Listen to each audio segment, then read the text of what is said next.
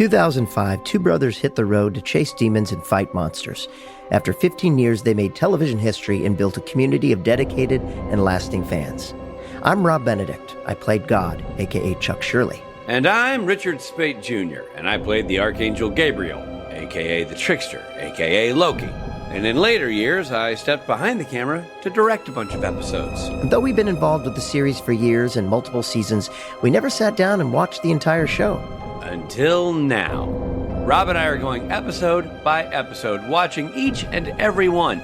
And we're diving in with the folks who made the show to bring you an insider's point of view and some great behind-the-scenes stories from the writers, producers, crew, and actors. And along the road, we're becoming fans. We've heard you saying it for years, and we finally get what all the excitement is about. We'll definitely be hitting on some spoilers, so you better be watching with us or look out. This show holds up after all this time and deserves to be watched and rewatched. Thank you for joining our journey and listening to Supernatural Then and Now.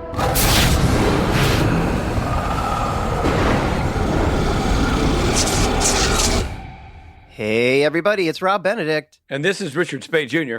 And we're talking about Season 4, Episode 10, Heaven and Hell. A lot of people, when they hear Rob and Richard together, they go, well, that's heaven and hell. Exactly. And we know which one's which. We do. Picking up where the previous episode left off. What are you doing? Are you summarizing? Sorry. How about announcing it to people? Don't blindside them with a summary. Sorry. They're going to think you're talking off the cuff. They're like, what's he prattling on about? Get to the summary, having no idea that you're actually summarizing it. Sorry. All right. I was doing what heaven might do, and now you're doing what hell might do. You know what I mean?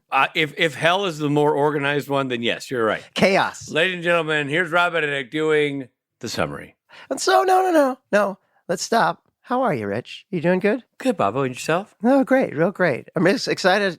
Thank you. I'm excited to, to get into this and find out what the episode was about. I mean, there's a lot of ways to skin that cat, but one of the ways we've found effective is to summarize it. Yeah. Well, should I do that now?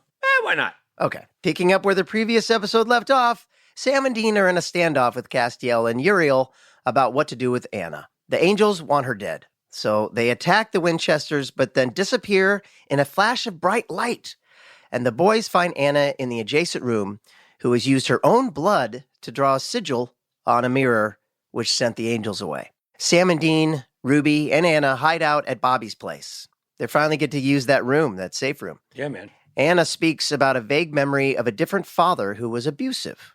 The boys bring in the psychic Pamela Barnes, she's back, to try and help.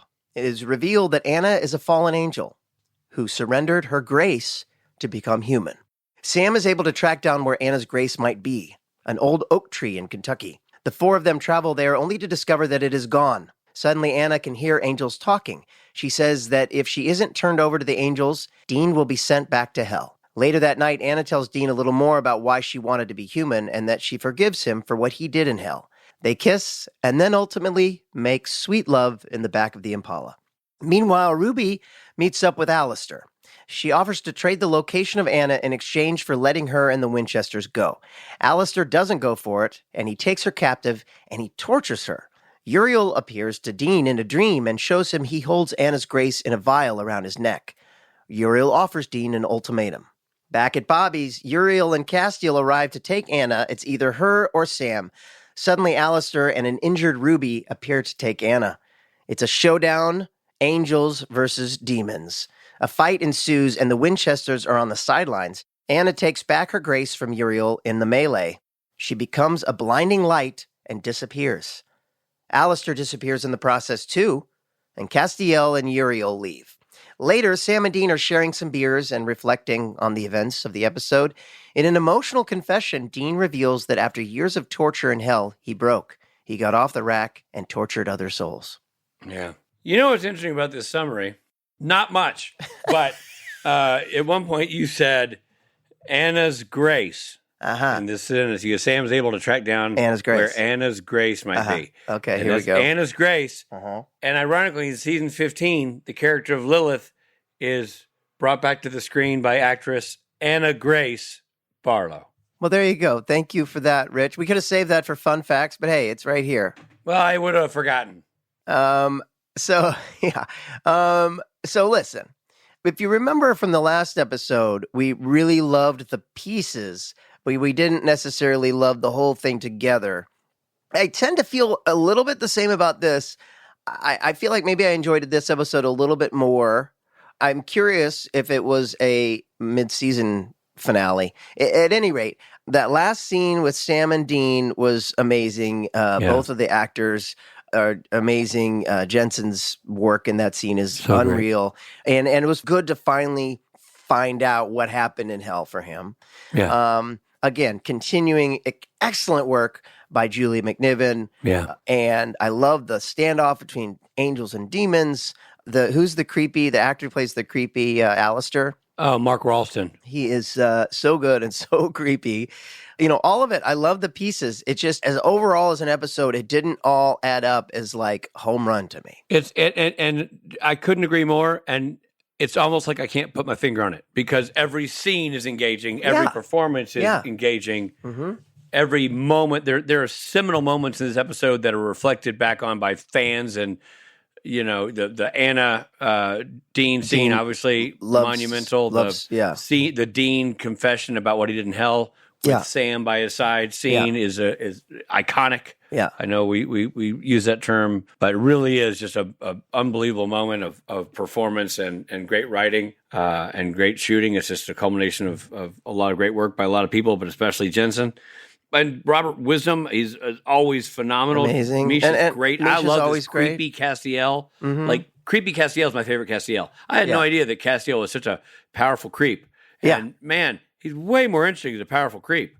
Like, it's really cool watching him be mean and threatening and them kind of being scared around him. It's really cool. Yeah. So and the fight between the angels and demons is great. All the pieces are great. Pamela Barnes being back was fun. Pamela Barnes is back. That was really cool to see Tracy Dinwiddie back. Yeah. But I guess it's Genevieve is great as always. Like doing Genevieve her thing. is great. So good in the episode. That torture scene was tough to watch. That torture scene is so intense. Yeah. With Mark Ralston and Genevieve just acting their faces off. It's so intense. It's so grisly. It's like a feature film level sequence.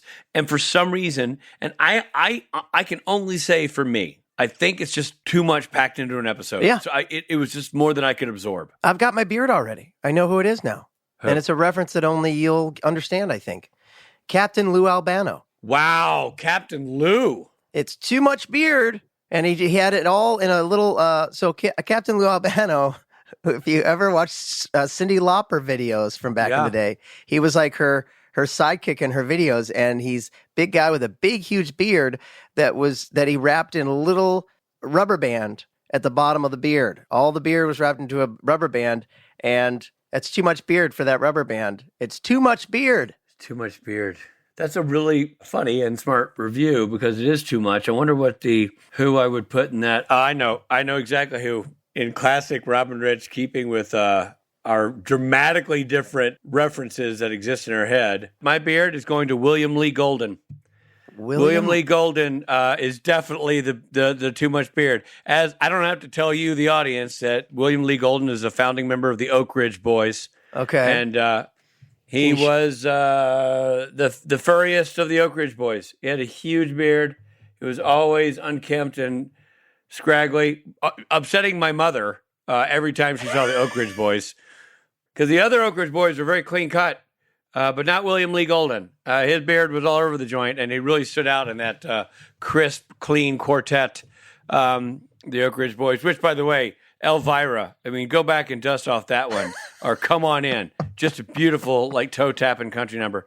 A lot of hits. My Baby was made in the USA. Or My Baby is American made, born and bred in the USA. The Oak Ridge Boys knew how to turn out the hits. God, I love how country you get when you start talking about William Lee Golden, Mr. Golden. I honestly had a hell of a beard. Too much beard, William Lee Golden, too much beard. I give our beard reviews for this episode the Kenny Loggins.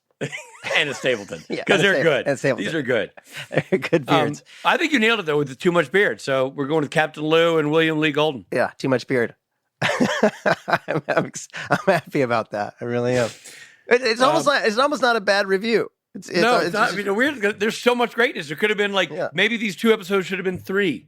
And I want people to know that Rob and I never pregame about these reviews, and we never pre-think about who we're going to reference for our reviews. No. And I got to be honest, I think this is one of our finest. It's one of our finest moments. I want Captain Lou and William Lee Golden. I mean, I want a new T-shirt that's Captain Lou and William. William Lee Golden. And it says too much beard. I mean, there's very few people who know who those gentlemen are. And I'm including Captain Lou's entire crew of the ship he must sail and the Lee Golden family. The other Oak Ridge boys are at a loss. Anyway, that's our review, and we stand behind it. Well, continuing with the fun, we've got a great interview happening today. Yeah, the speaking of captains, the captain of this ship. I mean, what an unbelievable episode he had to helm, and the moments of beauty and poignancy in the episode can't not be ignored. It's not that this is not a great episode. No. It's almost, to Rob's point, there was too much to wrestle to make it a Stapleton-Loggins combo. But we can't wait to talk to him about obviously the sex scene, but that scene at the end with Jensen. And that scene at the end with Jensen and the face-off angels and demons and all that stuff. So let's get into it.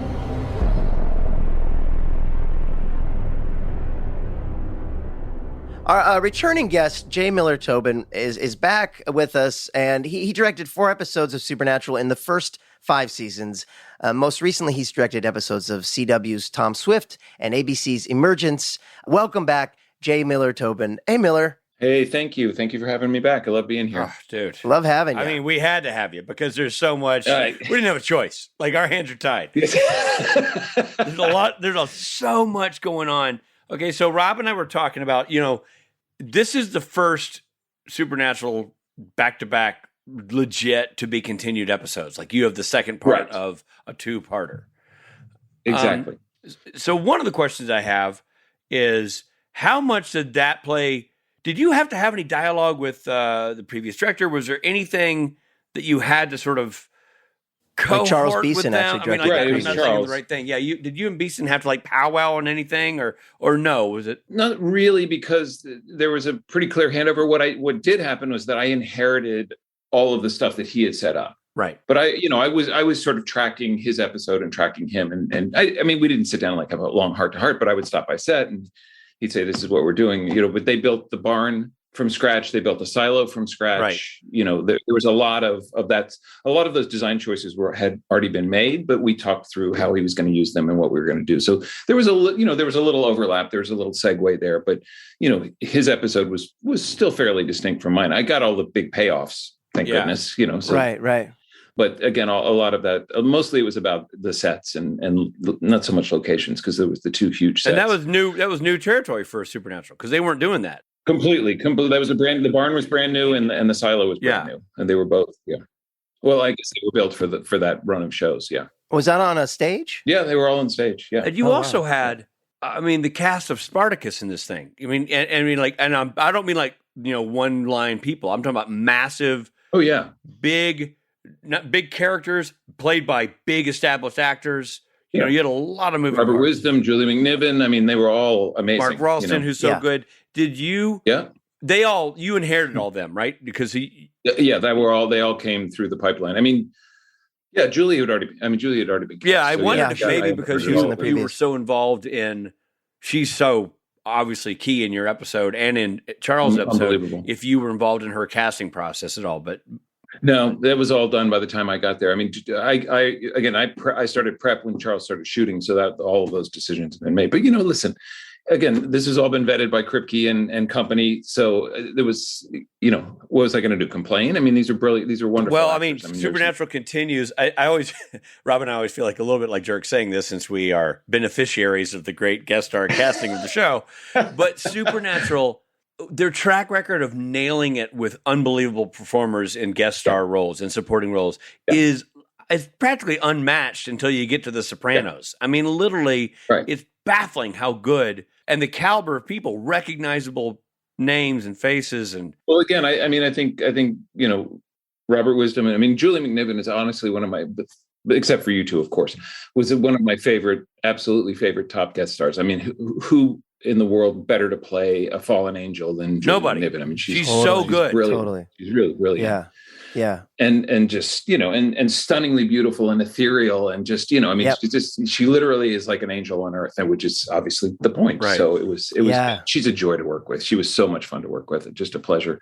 Yeah. Agreed. So yeah, I mean, again, I was on the downhill slide of all that. I just got all the wonderful benefit of having all of those people, already done. Well, we're talking about Julie and how beautiful it is. So, Rob? Well, you believe it or not, this is written down as a question to ask, but I was curious. So we've got a sex scene. We have a sex scene in this episode, and it to me it wasn't. And you may not know the answer to this, but it didn't seem typical Supernatural to do a sex scene like that. In the previous episode, there's one as well, where you really stay on it. You've got shots of the, a naked thigh or whatever. You're talking about mine or the other one? I'm talking about yours.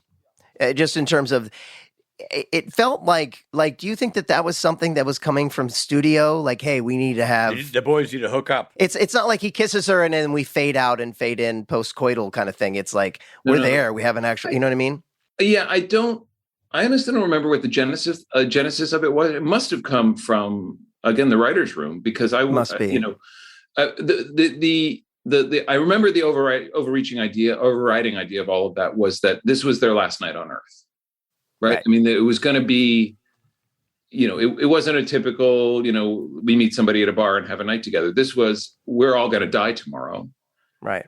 And so that to prolong that, because it is unusual for Supernatural, you don't generally have long prolonged sex scenes like that. I mean, there are a couple here scattered here and there, but not really. That's not really the theme of the show, right? But again, with the idea that, especially for Anna, that she's going to die, and it's very entirely possible that Sam and Dean were going to die. I mean, again, this was the angel demon, face off, which we get into later, the sort of, Western in the barn kind of thing, that this, high noon moment.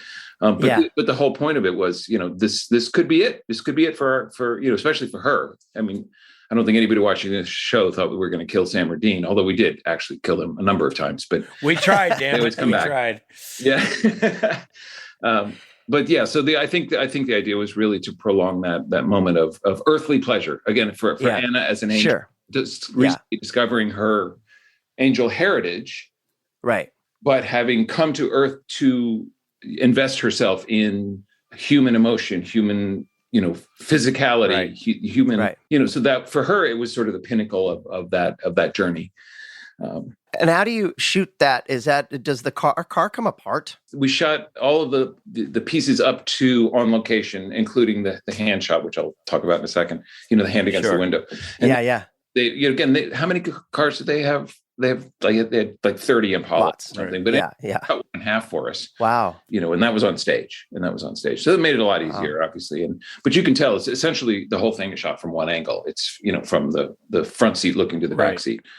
And I feel like, I mean, there's obviously some Titanic-ian elements to that. How much of that was dictated by the script and how much of that was creative Miller? Well, interestingly enough, I mean, the way it was shot was me, I think, pretty much, and I had shot scenes similar to this for Gossip Girl and other shows. I mean, so you're always dancing around how much you can see, how much you can't see. You want to make it feel sexy, you want to make it feel real.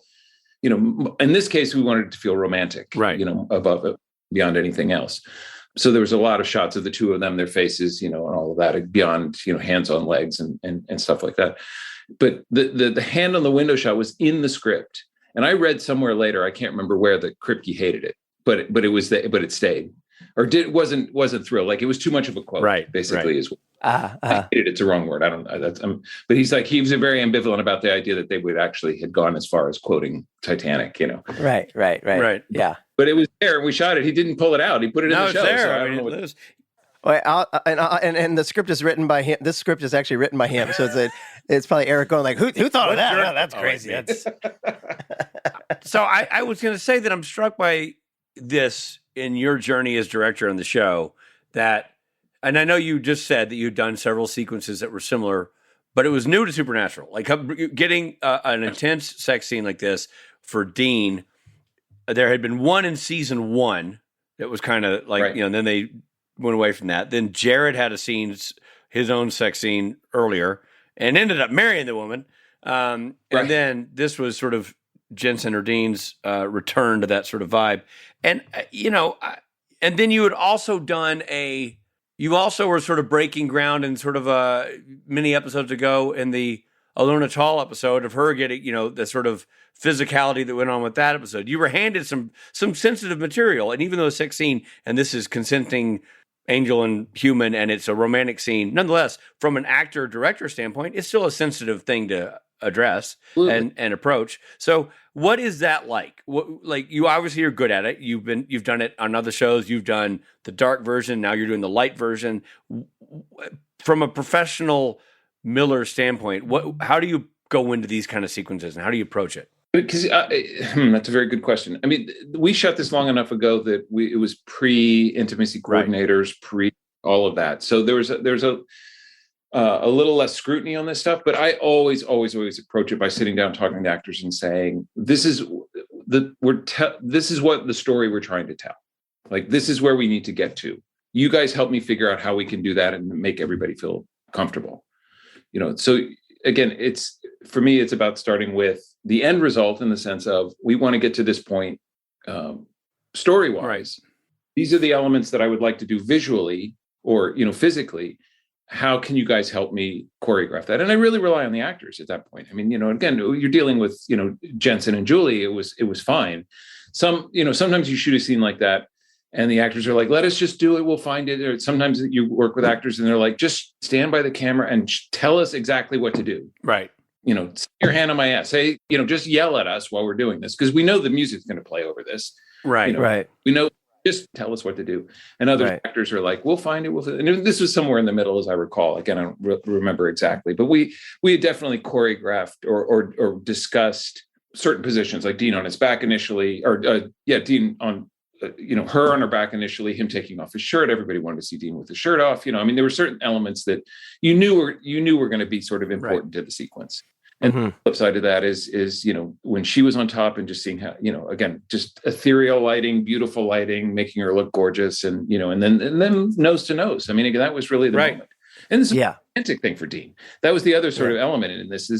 There's actually a lot of emotion in this. Yeah. In this, right? There's a sensitivity and a gentleness you see in Dean that you don't see in other sequences. In other elements with him.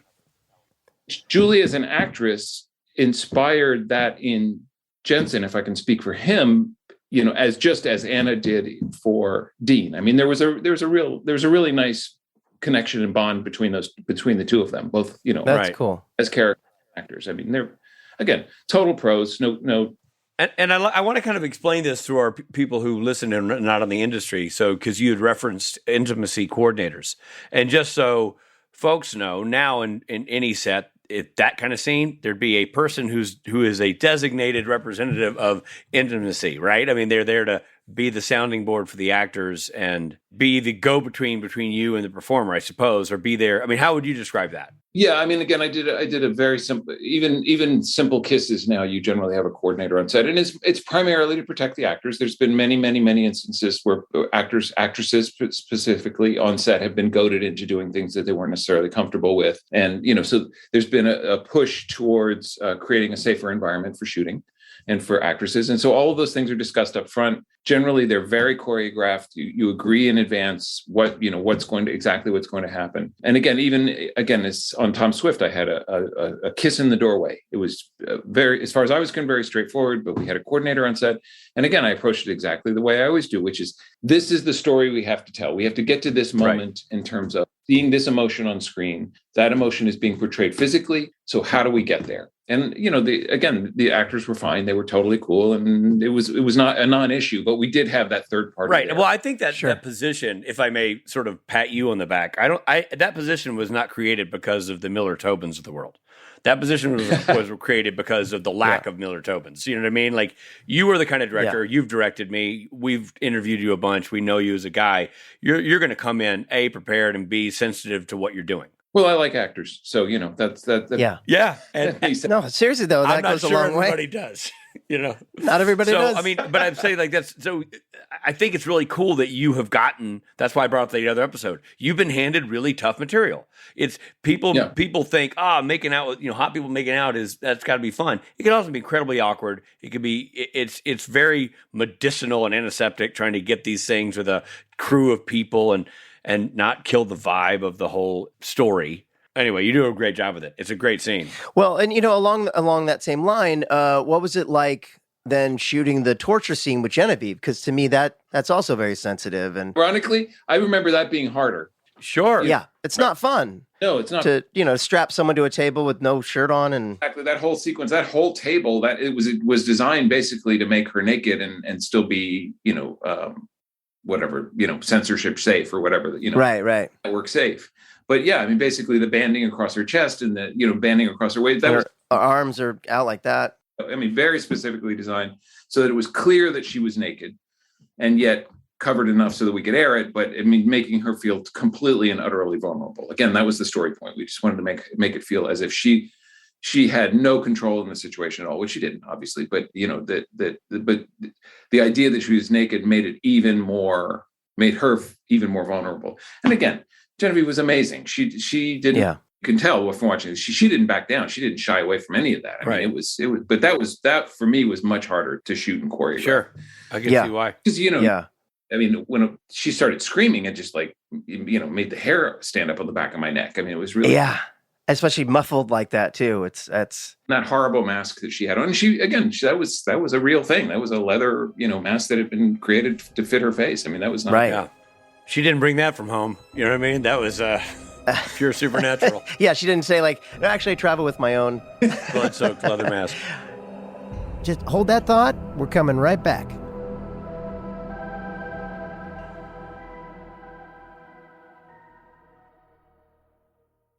Hey, this is Richard Spate. You know what? It's 2024. It's a brand new year, and I bet you made some New Year's resolutions, and I bet one of them was to eat healthier. Well, you can get cranking on that resolution right now, my friend, with Factor. Factor's ready-to-eat meal delivery takes the stress out of meal planning and sets you up for success in the new year. Skip the grocery stores, the prep work, the cooking fatigue. I'm getting tired just talking about it.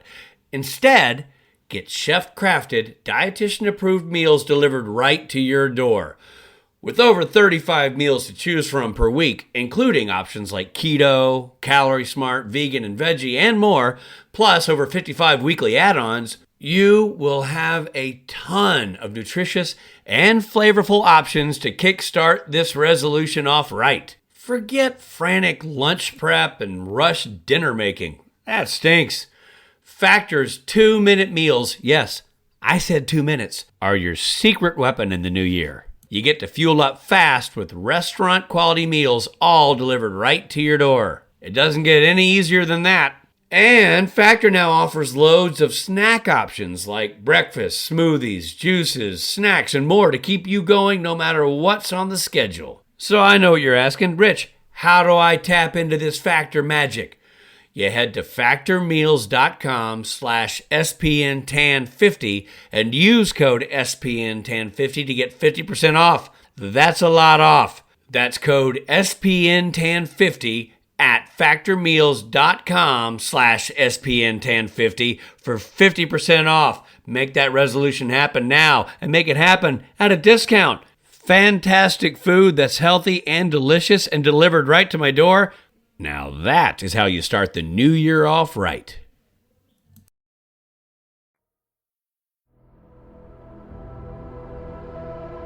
Hey everybody, thanks for listening. And now back to the episode. So this script was written by Kripke. Is it different when it's a Kripke script? Was he on set at all? Don't think he was. He came up a couple of times. But didn't stay very long. He would generally come up and meet with the actors and sort of check everybody. But he didn't spend a lot of time on set. I don't remember if he was there for this episode. He certainly wasn't on set for any extended period of time. Is that right? Right. Was it? I worked on The Boys this last season. Was it? And I noticed that it was very much like everything everyone said, from the director to the wardrobe designer to even in post. It was like, well, this is coming from Eric, because Eric's very much, when he's running a show, he's very much, which I found kind of fascinating, kind of fun, because it was all like, and they would always say it as if I don't know Eric, but like, this is coming from Eric, just so you know. It was absolutely the final word.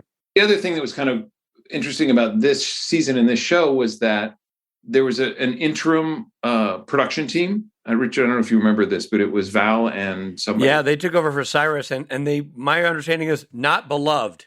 And there was a lot of there's a lot of back and forth that year about budgets. Right. And I, again, talk about inheriting a show. I inherited an episode that was already in the hole because of all the building they had done, all of the construction they had done for the first episode, the first half of the show. So I went into this episode with a deficit as far as they were concerned. So there was a lot of pushback on shooting time and all, and there was just a big push to get us back on track.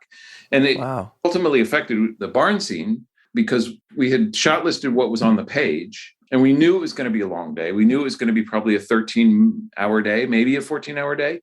And then like halfway into the shooting day, Val comes in and says, we can't go past 12. Like, you have to figure it out. And so at that point, I did get on the phone with Kripke. I do remember that. I got on the phone with him and said, listen, we're not going to be able to do what we had planned or what's on the page. How do we tighten this up? And we basically, there was sort of another section to the fight that, between the angels and the demons that we just kind of lifted in whole. Nobody watching the show now would notice, but there was a slightly more extended fight that was originally on the page. Oh, wow.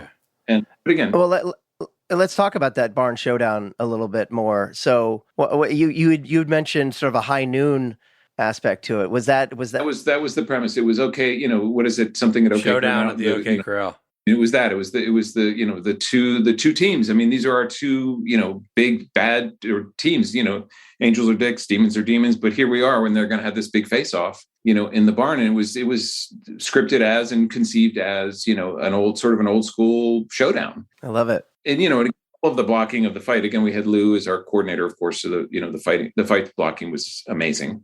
And the two demon guys were both professional stuntmen, and Robert Wisdom, who actually worked with, ironically, on The Agency. That was I did a whole episode with him on The Agency. Oh, that's right. You did that one in the old hotel, right? Yeah, it was cool. He's an interesting guy. He's such an imposing presence. Yeah. I loved him in Barry. He's great in Barry. So the thing that I found fascinating about that scene is that because angels and demons are still new to the show, you're still going, okay, what's the rule book? And you got to see that the angels, like by pressing their hand against the heads of the demons, or somehow can kill demon. Yeah. Literally kill them that way. Right? Really burn them out, I guess is sort of right. I remember talking to sort of thinking about the design of that, or what that was going to look like, because that was fairly early on in terms of that. Yeah, and even Rob, to your point, Rob, the standoff has this sort of like, as a viewer, you're like, okay, who are the bad guys? Because they're both, it's like everybody's a jerk in the room. You're like, yeah, Anna, who's our right. Our hero, and that's supernatural to a T. The angels aren't necessarily angels. It's all not at all. Well, and I thought about it last night too. I was thinking, especially because Eric wrote this episode, like there's an element that carries on into The Boys where the superheroes aren't the good guys. Right. You know what I mean? It's that same kind of thing. You're not wrong. I also, just from an execution standpoint, holy smokes, you had a lot of people in that room. A lot of people. Dude, yeah. I'm sure you're like, all right, now it's time for our singles. We're going alphabetical order. I mean, good Lord. There's so much going on. Yeah, that was one that required some planning. Yeah, I'm sure. Yeah, well, especially when them breathing down your neck about.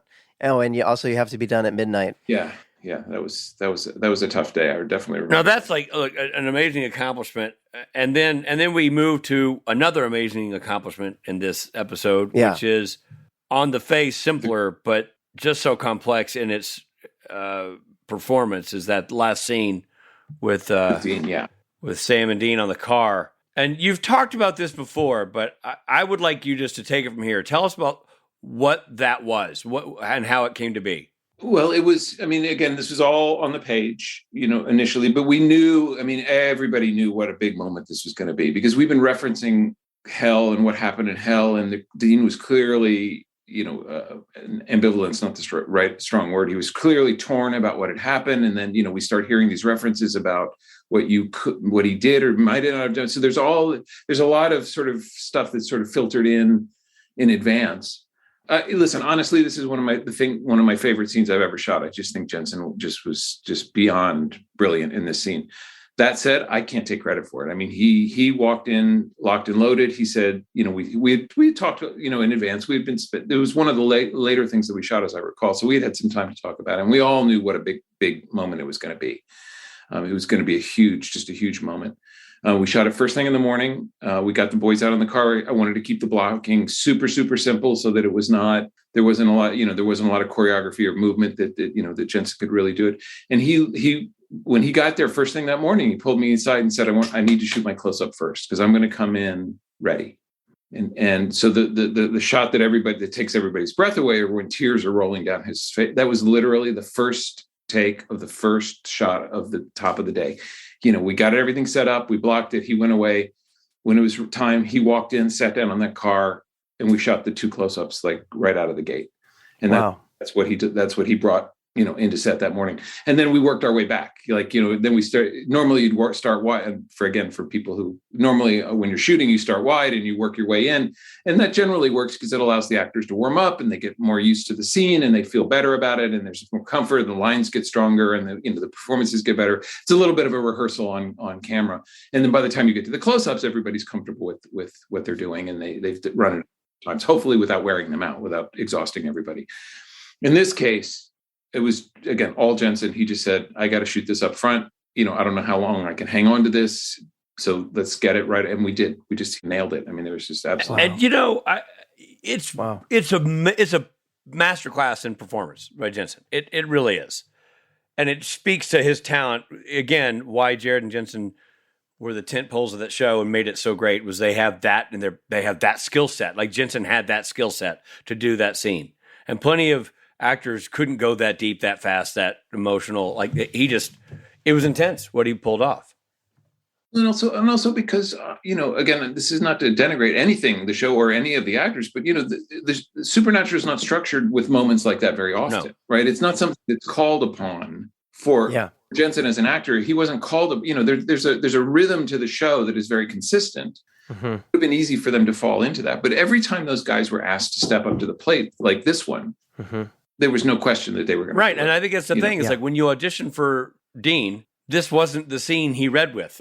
You know what I mean? Like, so they never tested these waters. And so to get that, serve this up, to write it up, for Kripke to put it on the page and you to set it up to shoot, Jensen just delivered in a massive way. But I also, again, what you say you had nothing to do with it, but you know what you didn't do? You didn't get in the way. You didn't create obstacles for the actors. You knew what was going to be required. You knew what the end game was, and how do you create the path of least resistance for a performer? Well, and how do you? How do you let your actors do their best work? In this case, you're right. It was me getting out of the way and saying, "Okay, set up. We'll do the close-up. Whatever you need. Tell me what you need." And I gotta do. I don't know if this is on purpose, if it was happy accident, but I tip my cap to you on that final frame. That final frame, when Jensen's looking camera left, Jared's looking camera right, and the frame is perfect. They're both breaching a little bit of the frame line. Like, that's the poster of the whole series that happens in this moment of the emotion of both of the brothers. And even Jared kind of looking forlorn at his brother while his brother's looking down, embracing his memory. It's an unbelievable portrait you created with that frame. And I love the fact that you did not ever throw focus to Jared, that you kept the focus on Dean in the foreground the whole time. I knew we wanted to, at some point, to have them both in the same frame. So that blocking was, I mean, again, we worked it out together, but that was what I had in mind, so that we could be on Jensen in the foreground and have Jared's reaction, clear as day in the background. So you never lost what either of them was feeling. And that was really important. Did you ever think about going back and forth? Because you didn't, and I think it's better that you didn't. But did you wrestle with that at all? I'm sure I have to believe that we probably did. And those, sometimes you try versions of that, but also, again, this is a point where, there was only a limited amount of time before Jensen got tired. And I don't say that, again, I say that as respectfully, in the sense that an actor can't maintain that kind of emotion for indefinite periods of time. And you certainly, it's very hard to dip in and dip out of that. Like, you can't get yourself to that place and then come back out and try to go back into that place, which is so, I guess my instinct was always to try to tie them together. And we may have done a rack focus pass of that. I just don't remember, but Where you landed was great, man. It's great. Yeah. Again, it's one of my scenes that I'm proudest of. But again, I feel like I just get to, sign my name at the bottom and go home. But I'm telling you, that's why your talent is valuable in a scene like that, because you're smart enough to know what not to do. Right. Seriously, right. I'm dead serious. If you'd gotten there and you had an actor who was phoning it in and you're like, well, this is a shit show, you would have broken it apart and done something different. You would have figured out a way to have the camera create the emotion. Cut to waterworks. Yeah. Just cut to just a faucet. Fritz. Primarily because we've never seen Dean like that before, ever. And probably almost never since. I mean, that was that was really a unique moment for the show. Well, it's a beautiful piece of acting by Jensen and Jared. Jared's right in the pocket. Jared's great in it too. Yeah. It's why those guys, again, like I said at the beginning of this question, it's why those guys were the anchor of this show. Amazing. Jared's face. We were talking about Jensen. I don't want to take anything away from Jared, because you see the depth of emotion and sympathy and empathy that he's feeling for his brother at that point. I mean, it's just on his face. He hardly says a word. Yeah. Yeah. But it's just right there. It's just all over. Yeah. Yeah. Iconic. Yeah. I think the word iconic is appropriate for that scene and that final frame. Yeah. Just stunning work. And I didn't know it was coming. I wasn't expecting it. So I was like, oh, here we go. It's just another sort of wrap up. Like, well, that was tough. Yeah. A couple of Marlboro Lights come out, a couple of Ice Cold Brews. Yeah. Roll credits. Well, classic rock song. We're good to go. Right. Yeah, exactly. I was like, what the hell? Yeah, it was really, really beautiful. Thank you so much for coming back and talking to us, Miller. It's much fun. Always a pleasure to It's to always talk great, to you. man. You're so good at what you do. I know we always say this, but you just bring such a cool. You and Beeson, by the way, Charles Beeson, who did the first half, they really went with the all-star team to pull off these very complex episodes. But it's such a good episode, Miller, as always. Thank you. Yeah, it's funny. Rewatching it, I honestly had forgotten how many huge pieces were. It's unbelievable. Rob and I reviewed the episodes, and the reviewing the A and B of these episodes, there's so much to unpack. It's almost like the summary is longer than the screenplay, trying to wrap it all up. But you did a great job. You did a great job with it. Appreciate it. And I appreciate you guys having me back. This is a blast to talk about shows. It's really so much fun. We love having you Anytime. on. And we're going to love seeing you in the Snap Pea outfit of the karaoke stage in Jacksonville. It's very exciting. I'll call for your sizes later. I want to be sure Yeah, and I'm going to start working on what song you're going to be singing. It's going to be great. This is going to be the bachelor party you never had. Thank you again for being here. Thank you so much. All right, thank you guys. This is Jared Padalecki stopping in to say hi and let you know that we've got to take a quick break.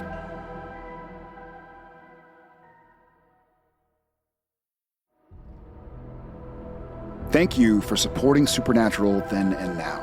And now, back to the show.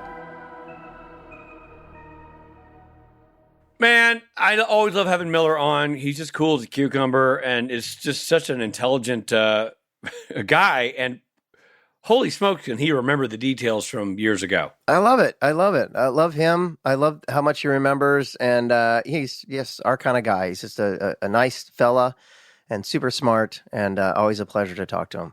Indeed. We'll have him back again, but great to get his insights on some remarkable scene work in that episode. Absolutely. Really made me appreciate all of that, all those moments. Indeed.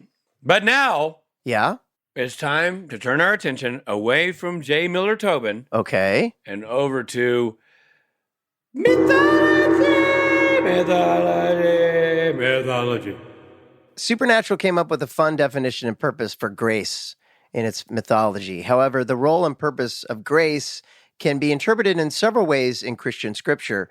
Some common biblical interpretations that likely influenced Supernatural's definition of it likely included the following. Rich? Grace is usually defined as undeserved favor. Grace cannot be earned. It is something that is given by God. And it's something I'm never referred to at a party as underserved. No, sir. By the way, is it something that can be given by God, or is it something that can be given by God?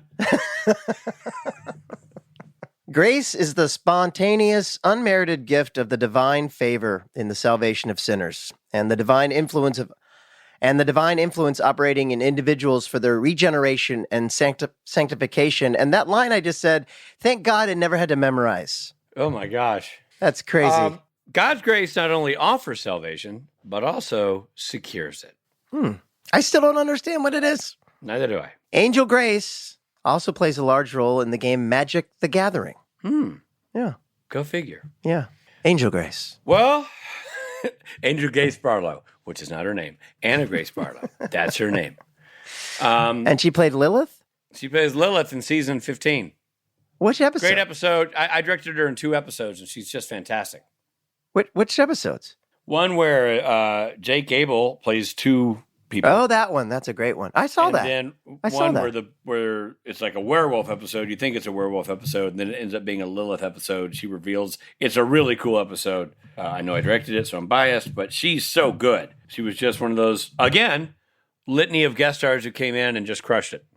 But we'll get to talking about her in 10 years. For now, we'll stay focused on this. Has she ever done a convention? No. And now, Robert, quit gibbering. It's time for fun facts. Fun facts. Fun facts. Fun facts. Fun facts. Heaven and Hell is a Black Sabbath album. Black know- Sabbath is a Heaven and Hell album. Did you know that? I did not. Yeah, me neither. The episode was originally titled Hell's Angels, but the show received a copyright infringement notice from the motorcycle club's Hell's Angels just a few days before airing. Wow. You know who you don't want to piss off? The Hells Angels. No. You know who holds a grudge? Hells Angels. Yeah. You know who will come stomp your face with a steel boot if you don't listen to them when they send a cease and desist letter? Hell's Angels? Hells Angels lawyers.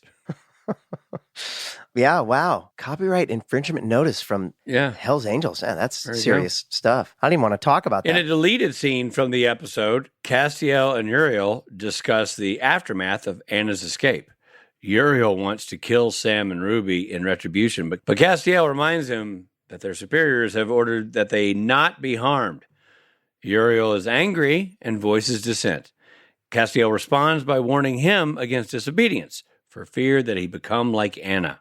Oh, wow. And if he becomes like Anna, he's got to do it with Dean. And Robert Wisdom didn't want any of that. So he listened and shut his yap. Otherwise, he knew it was Impala o'clock for him.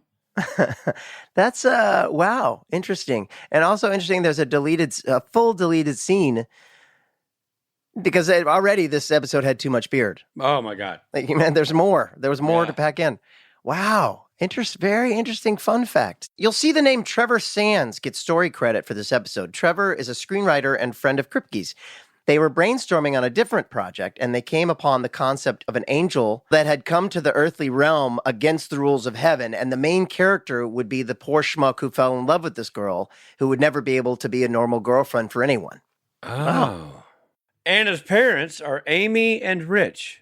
This is clearly a reference to Amy Gumenick and Richard Speight, 2 performers on the show Supernatural, one playing young Mary and one playing Gabriel, who went on to be revealed as playing Loki and the Trickster.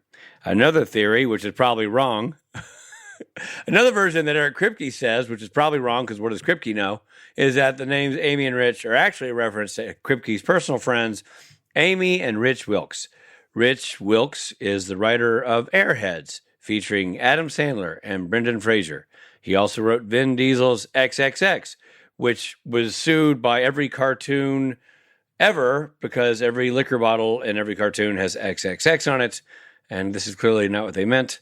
And also, Motley Crue's The Dirt. Oh, The Dirt, yeah. Also, a lot of people, and when I say a lot of people, I mean everybody, calls Vin Diesel's movie XXX Triple X. Triple X, that movie is called. Triple X. Really? Yeah. Never heard of it. Yeah, there's been sequels. In the business, we call it a franchise. You're making that up. No, sir. So what's the next one? Quadruple X? It's X. It's 1X. No, if it's all Roman numerals, smarty pants, what's the next one called?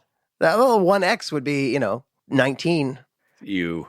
X, it's Triple X, Triple X State of the Union, and then Triple X Return of Xander Cage, and a short film, the final chapter, The Death of Xander Cage. Triple X, All right.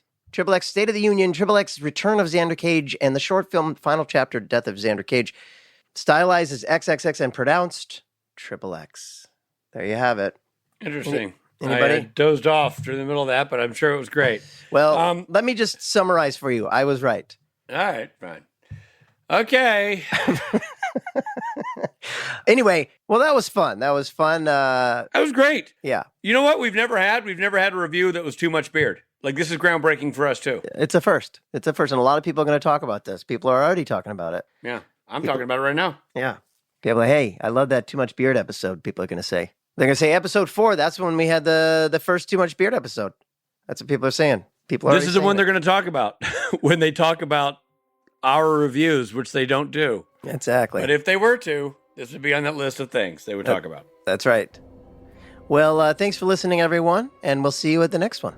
And enjoy listening to Elvira, My Baby's American Made, and all those Oak Ridge Boys hits. And, Google any Cyndi Lauper video, and you'll see Captain Lou Albano. And while you're at it, do like Rob did and Google XXX and just see what happens. There you go. Now you're pronouncing it right. This episode of Supernatural features Jared Padalecki as Sam Winchester, Jensen Ackles as Dean Winchester, and Misha Collins as Castiel. Guest stars included Robert Wisdom, Julie McNiven, Genevieve Cortese, Mark Ralston, and Tracy Dinwiddie. Heaven and Hell was written by Eric Kripke, story by Trevor Sands, directed by J. Miller Tobin. Editing by Tom McQuaid, music by Christopher Leonards. Executive produced by Eric Kripke and Robert Singer. The original broadcast of this episode featured the following song, Ready for Love by Bad Company. Yeah, it was great. All during the lovemaking. Yeah, man. This episode originally aired on November 20th, 2008. This episode of Supernatural Then and Now was hosted and executive produced by Richard Speight Jr. and Rob Benedict. Produced by Stephen Hine, written by Stephen Hine and Haida Holscher. And edited and associate produced by Trey Booty. Ooh. What's up, buddy? Music provided by Tim Wynn. The episode was recorded with the help of Sonic Fuel Studios. This podcast is from Story Mill Media. Follow the podcast on Instagram and Twitter at SPN Then and Now. And become a member of the podcast at patreon.com/SPN Then and Now.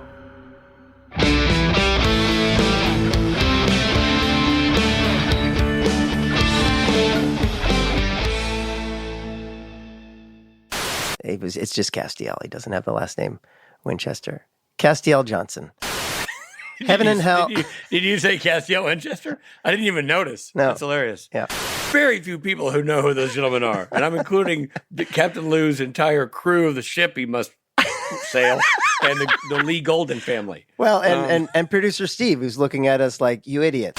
Angel Grace, in addition to being the actress who played Ruby in the final season of Supernatural. Okay, both that's wrong. She played Lilith, and her name was Anna Grace.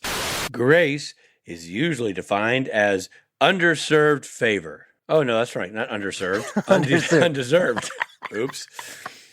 Underserved. XXX. This is going to be a scary thing to Google. Yeah. I'm glad it's your phone. Oh, man. XXX movie? No.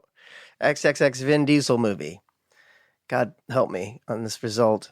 Ooh, it's slow coming in. Okay. Whew. Story Mill Media.